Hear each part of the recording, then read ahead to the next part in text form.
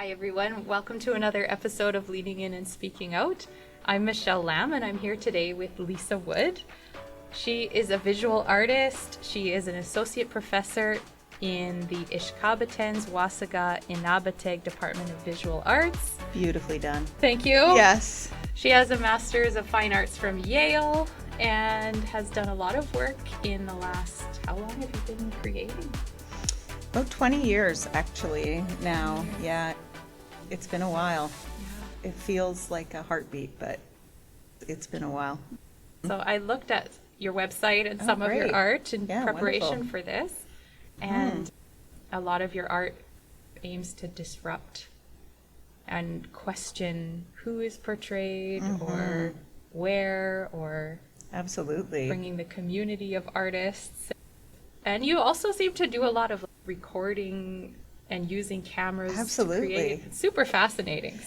This is great. That's absolutely what I'm thinking about. Like I have a love for figurative art, so painting and drawing that involves people. So I'm thinking about portraiture, but also bodies. And I've been thinking about social settings that involve food for probably the last 10 to 15 years. Thinking about how we act when we're together with people and how food is used as this kind of way to break the ice. It can be used when you don't know what to say. There's always eating. When we celebrate, we eat. When we mourn, we eat. Yeah, looking at those situations where food is involved and it eases the social tension.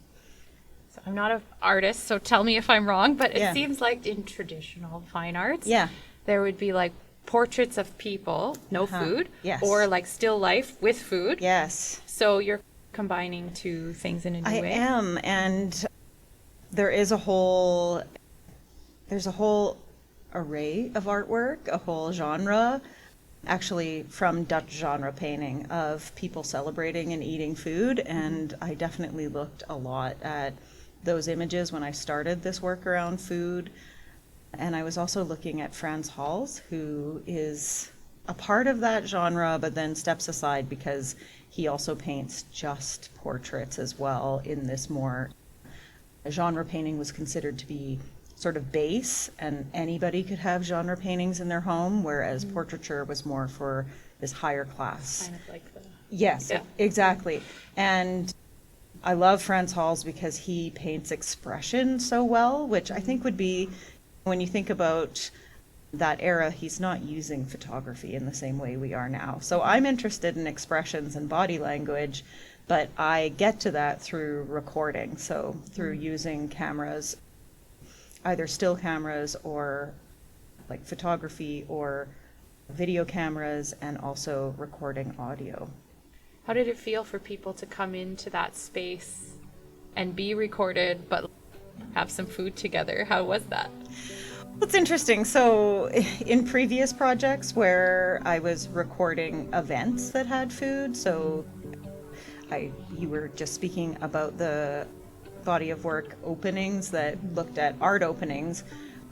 There I felt like I was spying on a situation that was already happening, right? I had these cameras set up. There were disclaimers about cameras being there, but people were supposed to just act as if they weren't there and act normally.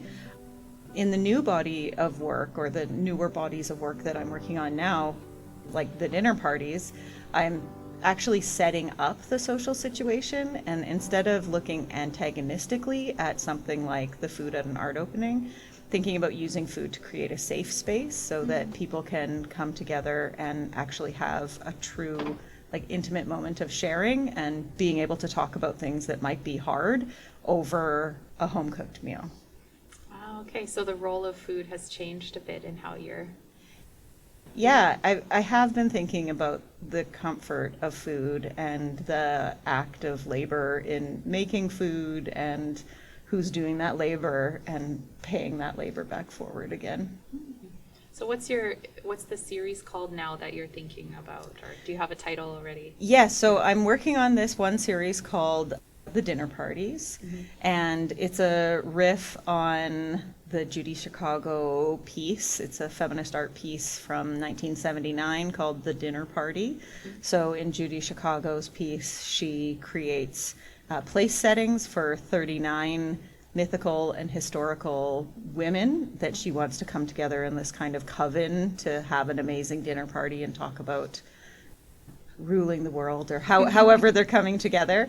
And instead I wanted to have one-on-one meals and have several of them, and thinking about the later criticism of Judy Chicago's work that it wasn't very intersectional, and instead wanting to reach out to different people with intersectionality in mind and having these one-on-one dinner parties and thinking about multiplicity of experiences.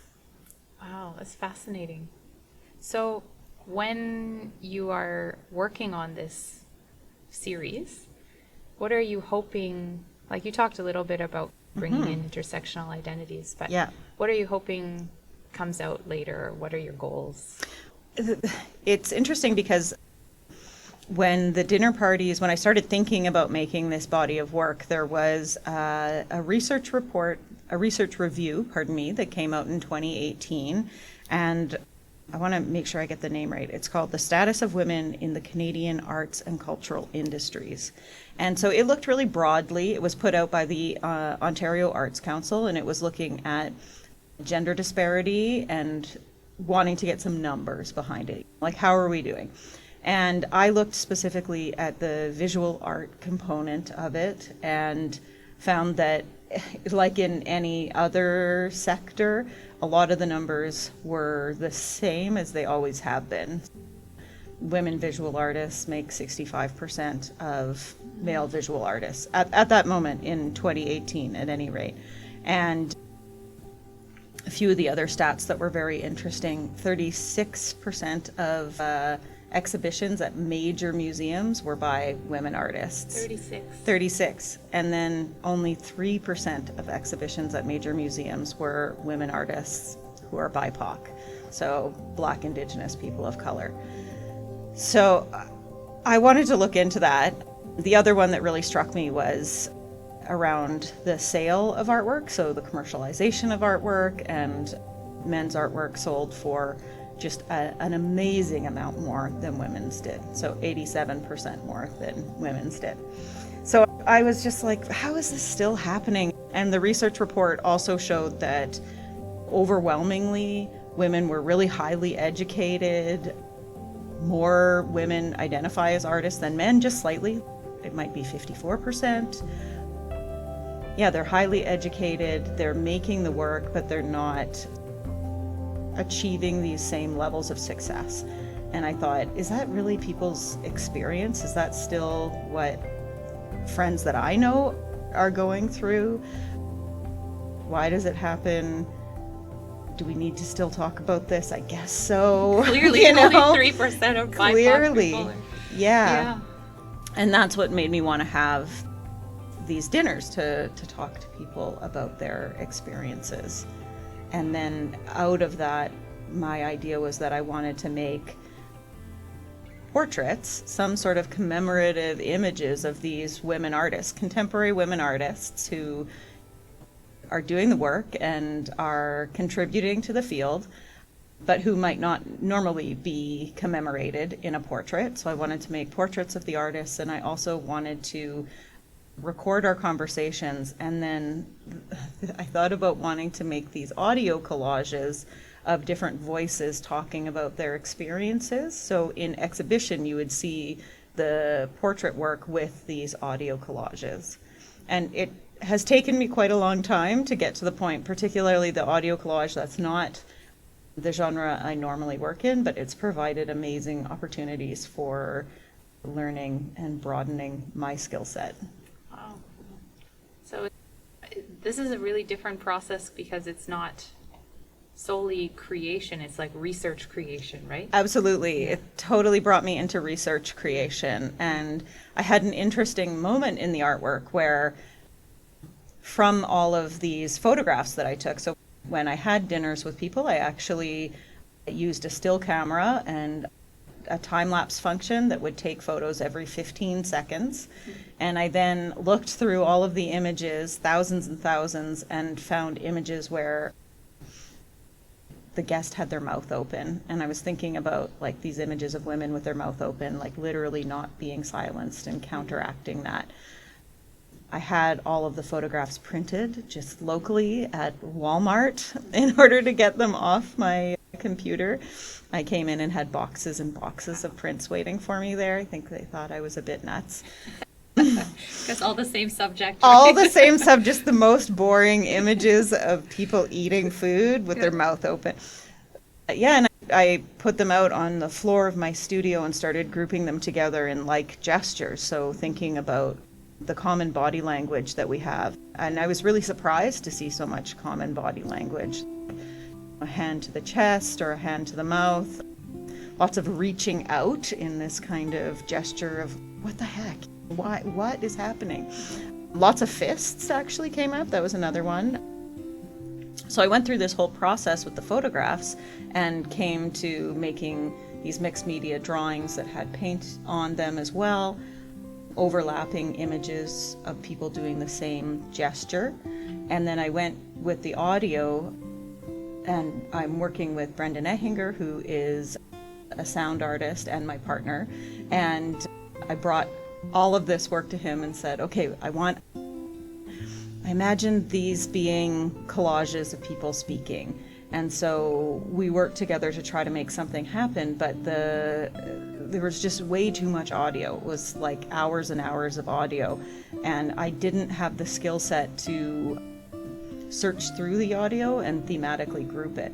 And I was pretty frustrated with it, actually. And I ended up meeting with Dr. Carla Rice and Dr. Ingrid Mundell from the Revision Center for Art and Social Justice out of the University of Guelph. And I was explaining to them my project and how I was feeling frustrated about the audio component. And they said to me, oh, you need to do qualitative analysis on all of the transcripts from the interviews. And I thought, oh boy.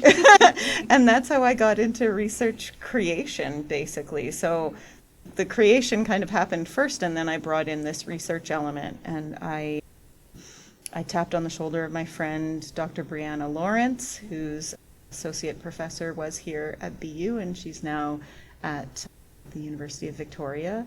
And we worked together with an RA, Nikki Brasser, and coded all of the audio, looking for, we actually used Johnny Saldana's affective coding method, and we were looking at the way that people interpreted events that were happening in their life, and then their responses, their emotional responses, the attitudes and beliefs that they had around the things that were happening. So all of that coding came together, and I was able to piece out 4 major themes that I could find in the audio, thinking of why is this gender disparity still occurring. And first it came to the same grappling questions. Literally all of the people that I dined with saying, why is this still happening? What is going on? Can we believe this? Are we surprised by this? Generally, nobody was surprised. That was also interesting to me. And then we looked at what is success. So something that I heard from them was that the research review really focused on success as a very narrow definition, and very few of them actually thought about success in their career in that same way. Their career might not be quote unquote successful according to the research review, but for them, they were doing quite well and they were successful. Yeah, we grouped together audio clips around success. We also thought about the gender binary and labels and how that's working to reinforce these same sorts of outcomes again and again. Are we looking at women? Are we looking at gender minoritized people? How are conditions of capitalism and colonialism affecting everybody, not just women? And then we looked at parenting and caregiving and domestic labor. So those 4 categories allowed me to then pull out all kinds of clips and essentially compose an audio collage that I went back to Brendan with, and we've been working together to overlap the audio and create these sorts of immersive experiences. What an immense undertaking. That's a ton of time and investment and effort. How did you get interested in this, or what inspired you to? I really found that my history of working with mentoring artists for women's art, or MAWA in Winnipeg, I was working there for 5 years before I moved out to Brandon. So our work every day there is around redressing gender inequity in the visual arts. And then actually when I was at MAWA, every day at lunch, the staff of MAWA come together and eat together, and we share what's going on in our lives. We talk about work. Everything comes out, and there are these really productive sort of hour in my life. And then I came out to BU, and suddenly I was eating my lunch in front of my computer. I didn't know how to do a lot of things. I felt like I wasn't in the know. I felt like there wasn't a lot of transparency around the system of academia. And so I started asking colleagues out for lunch, one-on-one, to say, hey, what's going on with this?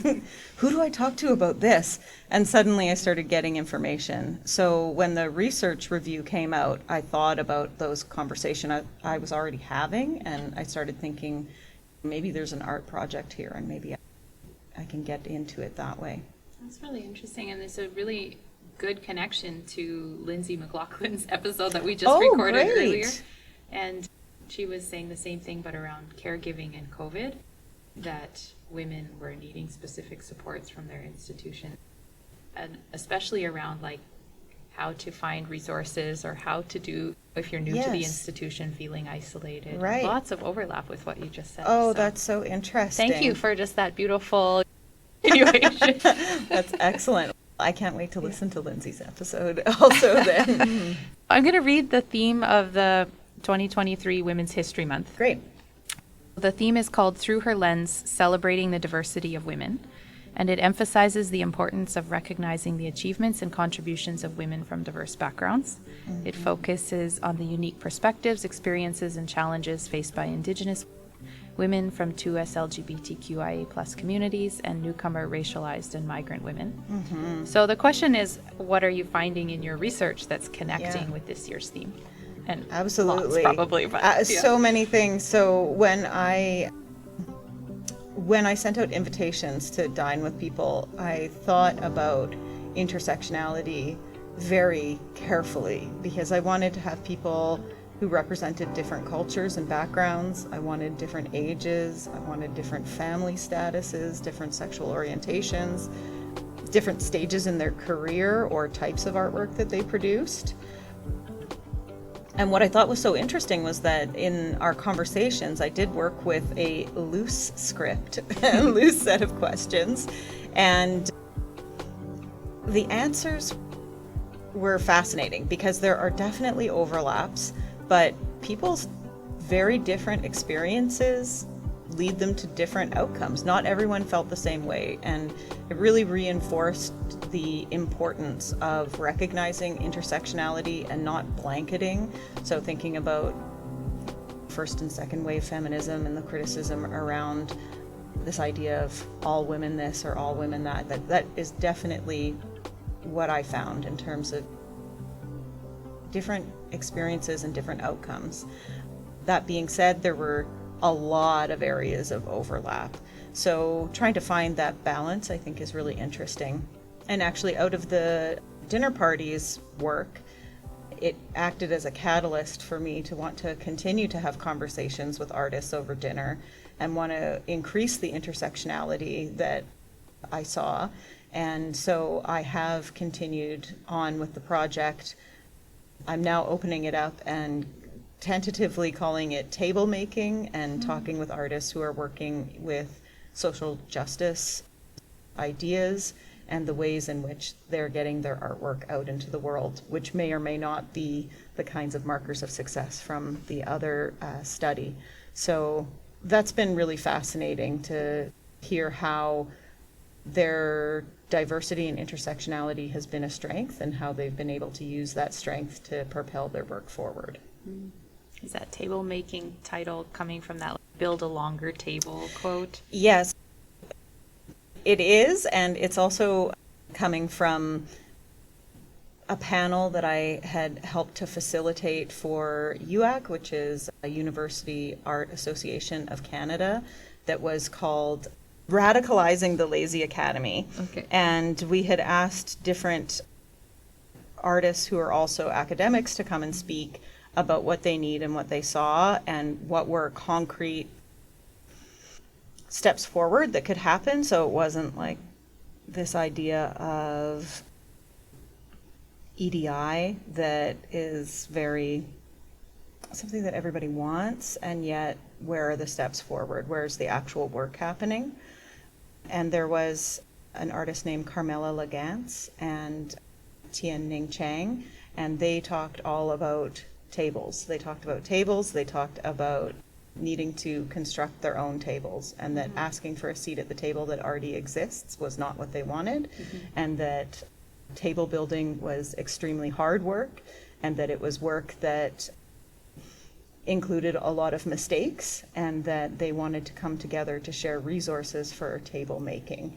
So I acknowledge Tien in my title, table making, and thinking about having my dinners as these spaces. She talks about the table being a space of friendship and being able to learn together. So it's not about tearing each other down. It's not about the fear of making mistakes, but instead building up together.